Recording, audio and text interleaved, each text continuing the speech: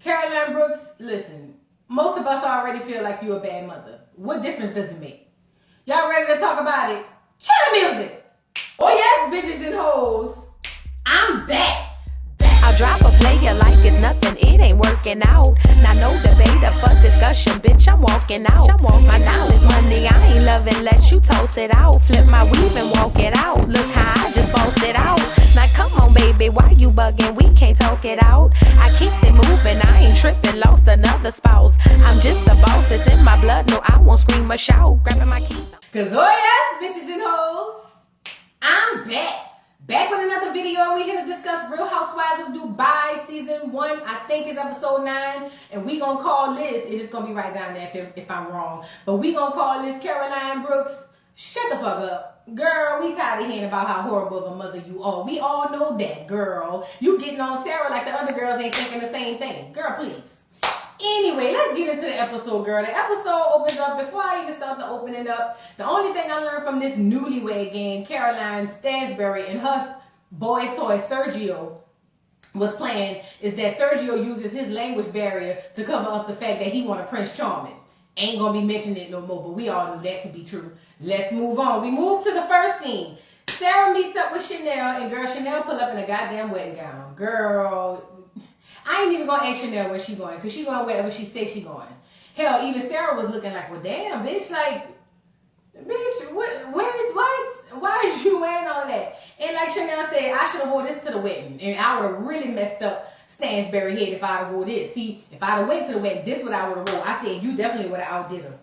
She would have been sick. But anyway, Chanel asked if she had talked to Brooke since the whole last incident. And she was like, no, I haven't talked to her. But Sarah feels like hurt people. That's just what it is. So now Chanel feels like her and Brooks are frenemies. And she didn't say that. She just said friend and enemy. But she feels like they're frenemies because although she came down and supported her and all this stuff, and she's been there for her on the recent, they'd still be bumping heads. So she feels a little way about it. She's just like, listen, I'm going to always support, what's her name, Brooks. I'm going to support Brooks. I feel like she's doing that because she black, as she should. But I feel like also I appreciate that Chanel can be honest with Sarah. So basically Chanel jumped up and tells Sarah, you know, in her defense, you do come off judgy.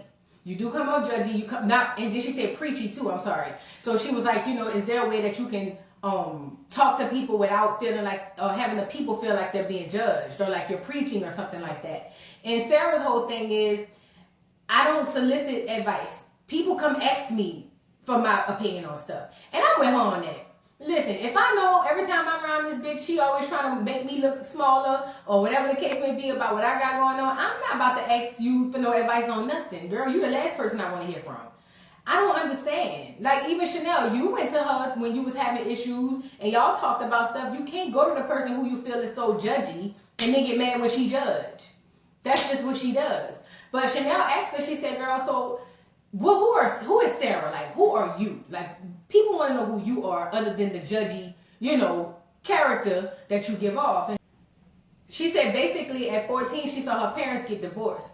And at 15, she basically she started a business because she wanted to be independent. She never wanted to depend on a man because she watched how her mama life changed drastically, when all of that happened. Then she got married at 22 and she was really the head of the household because he ain't had no money. Was you married to a black man?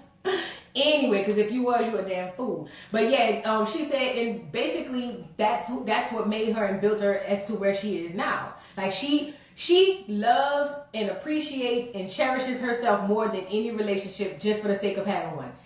Don't I be saying that? Me and Sarah on the same page. We on the same page. But you know, Chanel was like, listen, it's cool. Just try to be a little easier on the girls. Because the girls feel like you're judgmental. You know, Brooks feel like he was being judgmental. Just chill. Girl, Sarah said, girl, fuck Brooks. She ain't say that, but that's what I wanted to say. But anyway, they, in that scene, they taking pictures under the wedding gown, talking about they going to send it to doggone Stansberry. Stansberry going to cuss y'all out. Let's move on. We move to the next scene. Brooks goes meet her ex-husband. Now, at first, I said, who's this rich-looking white man going down here at the table waiting on Brooks? And then it dawned on me. Oh, that's the ex-husband. So she sits down with the ex-husband, and the ex-husband was like, how you been? You know, and she was like, I've been good. And he told her she looking good. And she's like, she says, I'm sorry, you looking better. And she meant in the sense of like, he looked lighter.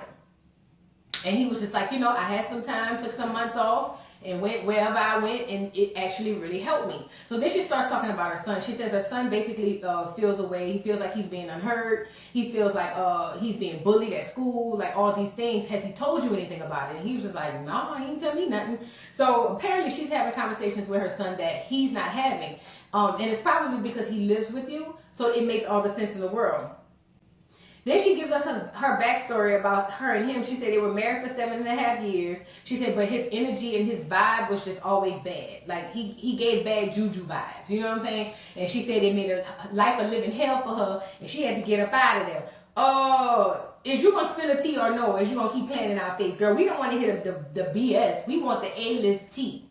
That's what we want. Because, see, you just trying to inch in that shit, but you ain't really trying to tell us what the hell happened or whatever. But she's telling him about the building that he's doing. And sure enough, this one thing I will give you, Brooks. Brooks said her ex-husband is a developer and her ex-boyfriend is the real estate person. Baby, when I tell you I strive, I strive. That's all I'm going to say. But like she said, why not have them? At least you know them. Okay, I'm with you on that. But she's noticing that he's calm and he's at peace, and he's just like, yeah, you know, I had time to really get away. And she says, that's funny because you wasn't like that with me. Like, why were you so different with me? So then he goes, well, you weren't like a piece of cake either. And she was like, obviously, but you were like worse. Basically, they're comparing who was worse than the next. Girl, both of y'all was bad. It don't matter. Y'all done now. It's over now, fat. You ain't got to deal with him and be with him. Why is you even having a conversation? Maybe you need closure. I don't know. But turns out he apologizes, and just like I just asked, it does give her closure. And she says it also made her not trust nobody. I know the feeling. Let's move on. We move to the next scene. Lisa invites the girls to a dance hall queen party. So girl, Lisa sends everybody a FaceTime. You know, it's not like the Atlanta girls. They gotta send naked people to your doors and you know, karaoke machines and all type of stuff, you know, when they invite. Girl, Lisa sent a mass FaceTime and said, hey, heifers, I want y'all to come down to my dance hall queen party and we gonna dirty wine. That's what she said. Caroline and her daughter gets the invite, and Caroline was like, Stansberry that is, I don't really know about this because I'm not really a good dancer. She gets in her confessional and says she's a great dancer when she's drunk. Like, she's actually decent. But she don't know about going to the party. Girl, the daughter said, Mama, you gonna look a goddamn fool. Don't bring your ass down there. But you know she going anyway. We move to the next scene. Nina and Sarah meet up to go bargain shopping for gold. So they meet up at this little district down there. It's just a whole bunch of places to buy gold. And it's bargain shopping. So you go in there, if the price is $1,000, they might bargain with you and give it to you for $850. You know, it just depends on how you doing it. All right, or whatever. So then Chanel shows up in another gown. This time it's purple. That's this one right here. You know, Chanel always comes through. Got to know that. So she comes in a purple gown, and like Sarah and Nina said, Heifer, you gonna mess up our bargain. You looking like money. You can't come down here while we trying to get the cheapest price for this gold. But like Chanel said, girl, look, I'm not bargaining. You heifers are. I'm just here for support. Okay? So they go down there looking at stuff. They trying on jewelry. I believe it was Sarah or Nina. I can't remember, but one of them ended up getting a really good price on the chain. My question is it real?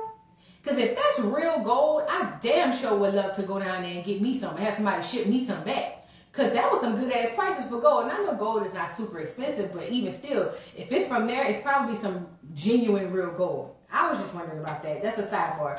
But anyway, Chanel invites the girls after they finish bargain shopping to go get Indian food. She said she wants the girls to come out to dinner with her, and they were like, fine. And she says, I'm like, you know, right now, I did invite Brooks because I do want Brooks and Sarah to talk. Nina was on board with it as well. Nina was like, you know what? I do think it's time that y'all talk. It's been a lot of back and forth. Y'all need to clear the slate, you know, and have a conversation. Sarah's whole thing is, I mean, I talk to her, but I ain't got time for the bullshit. Like, she better not act crazy, because if she act crazy, it's going to be crazier from me. I'm with her on that. Because, again, you asked that lady for her advice, and when she gave it to you, you ain't like it. I'm going to keep saying that. I just don't understand the big party. I mean, the big deal. So, anyway, Sarah said she'll do it as long as she's sober. She ain't dealing with her drunk no more. Let's move on. We move to the next scene. Stansberry and Sergio is discussing what they going to wear down there to the dance hall. Because, you know, Sergio is her gay husband, so he picks out all her clothes. So he was picking out her skirt, and he picked it out all the way down to her wig. And the daughter was like, ew, you trying to make my mama look like a highlighter. don't pick this out for her. And I'm just like, girl, gay men know how to dress women and style women. You might need to take pointers from him, little girl. But anyway, girl, she tried on the wig on him and he just wore it too well for me. I'm sorry. But they all thought it was funny. I don't know. I don't know about that. Nevertheless, so yeah, she's over there talking about going to this party and they picking out their stuff. And I'm just like, let's move on. We move to the next scene. Brooks drive through the hood to meet the girls. So Brooks feels like she's driving through the hood to meet these girls down here at this Ethiopian spot. You know, she says she's bougetto, but bring her back down a peg if that's what you need to do, because she ain't used to driving through the hood or whatever. So basically she gets there, she walks in, Sarah, Nina, Chanel, everybody's there. They ordered a shit ton of food, so it's gonna be a lot of stuff going on. And before she could get in there, I'm sorry, Chanel asked Nina about her dad, and she said that he's coming home. So everything's looking positive.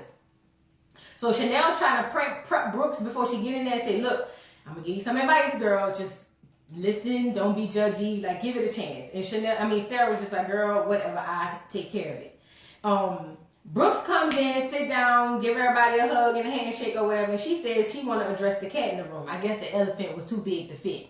And basically brings up the fact that she felt judged, and there's a better way of communicating than how you did it. Sarah said, girl, you asked me. I didn't ask you. And like Sarah said, I wasn't being judgy. I just gave you an opinion of what you asked me of. So Brooks feels like her parenthood is being judged. And you know, she was just like, she brings up the fact that you said I should tuck my son in the bed. And she said, I didn't say that. And then they flash back and she didn't technically say that. She just said, you don't think you should tuck him in? And you said no. But why is that such a big deal? Because it hurt. The truth hurts. This whole week should be named The Truth Hurts. But anyway, so she's like, yeah, I didn't appreciate you saying that. It comes off judgy or whatever. Sarah brings up the fact that she was tipsy. Because she said she was drunk. Sarah first said she was drunk. And Brooks said, no, I was tipsy. Girl, you was, I don't know what you was. Whatever you was, I don't like it. But Brooks basically said, Chanel said the same thing about you. Chanel said you judgmental too. Now, first of all, I'm glad Chanel is a real ass bitch. And she told that girl her damn self. Because you would have threw her under the bus. But like Chanel said, hold up, red flag bitch. I told her that I feel like she's judgmental. We already had that conversation because that's the type of bitch I am. But at the end of the day, I'm not saying all that what you saying. You saying something completely different. And Brooks gets upset and was like, you are not a therapist and you need to shut the fuck up. But she didn't say shut the fuck up. She said, you need to shut up. And Sarah was just like, don't talk to me like that. And so she's trying to get her point in. And she said, shut up one more time. And Sarah got up and was like, I'm done. She's getting ready to leave. Nina goes out behind her. Nina don't want her to go. And Sarah feels like this is the ghetto. I'm not fucking with her with that. I don't blame you. I wouldn't do either. So, like Sarah said, I'm out. If you want to go back in there and deal with her, you deal with her. But that type of energy, that's why I go to therapy. So I don't have to be around that type of energy. Nina goes back into the doggone restaurant. This is the scene right here. And Nina was just like, Brooks, like, you didn't give her a chance to speak. And Brooks was like, no, you don't charge my parenthood. And then, you know how she starts going in and all that shit. And they go and argue back and forth. And look, girl, Nina said, I'm getting out of here too. I can't deal. So then Chanel was like, well, I guess it'll just be me and you, Brooks. And Brooks said, girl, look, my nerves bad. I gotta go. Left poor Chanel there eating all that food. Y'all wrong for that. Why would y'all do that? Anyway, we move to the next scene. Lisa goes to the dance studio to practice. The girls come down there and they just basically gonna break down into two groups and do the dances or whatever. And they trying to practice for what they gonna do to Dirty Wine and all that stuff. Ironically, Sarah and Brooks greet each other very cordially, like nothing happened. I'm with it. That's maturity. I'm here for it. That's a lot of maturity, and I want to commend the girls for being mature. They was able to be on the same team. I feel like Lisa, you did that on purpose, but I'm here for it. And they actually was able to just come up with routines and everything. It worked out. You get it? Let's move on. We move to the next scene. Yeah. So before we move on, she ended up apologizing. Brooks ended up apologizing to Sarah and was like, listen, you know, I be in my feelings a lot. I apologize. I love you. You my friend. I don't want no smoke. And they both are able to accept each other's apology. Let's move on. We move to the next scene. The girls are getting ready for the party because it's the night of the party. So they all get there. Chanel, this one you missed, fat. Now listen, you can't do no wrong when it comes to the fashions. I done already told you that. but you missed on this one. Sorry, Fat. The girl said you look like Big Bird. If Big Bird was red, it'd be you. And when I saw you dancing in that corner looking like that, I said they ain't lying. It was giving a little Blackfish with what Nina, was it Nina or Sarah? I don't know why I keep mixing them up. But one of them with the afro, the outfit was cute. It was giving Blackfish though. I don't know how I felt about it. I don't know. Who else was dressed cute? Lisa was safe cute. She always is. Brooks was cute. Yeah, everybody was cute. Caroline let the damn fool her in. I mean, period. It just was what it was. So they do the dance contest, and we find out my poor baby Chanel ain't got no rhythm. Brooke said she thought rhythm was one of the things God bless all the black people with. The lie detector test determined that was a lie. Girl, even the husbands was over there saying, well, at least she got style. Girl, Chanel, why did you get out there and do that? Why? They did the dance contest. You know, I want to say what happened. Oh, this is the awards they gave out. They gave out best wine, best dirty wine that went to Brooks. Best energy came from Nina. Stansberry got the most likely to never dance again. And Stansberry felt some type of way because she said, Heifer, I dance better than Chanel. How the hell I get the award? Because that's her best friend, girl, please. You think that girl gonna make her best friend look crazy on TV? Because I wouldn't do that to mine, girl. No. Anyway, Chanel wins MVP because I think she just had to make that up. And then Sarah wins best dress. So it was Sarah in the borderline Blackfish. I don't know. And then Lisa crowns herself as the dance hall queen. Girl, look, that was the end of the episode. It wasn't a lot going on. It was decent, you know, to say the least. I ain't got nothing else to say. Y'all drop down in the comments and let me know what y'all thought about this week's episode of Real Housewives of Dubai. Please don't forget to like, subscribe, hit the notification bell. Follow me on TikTok. And I will see you hoes later. Bye. Mr. Carroll, how you give the voodoo doll time to talk? I don't get no fucking time to talk. Who the voodoo doll is? The nigga you just had up here.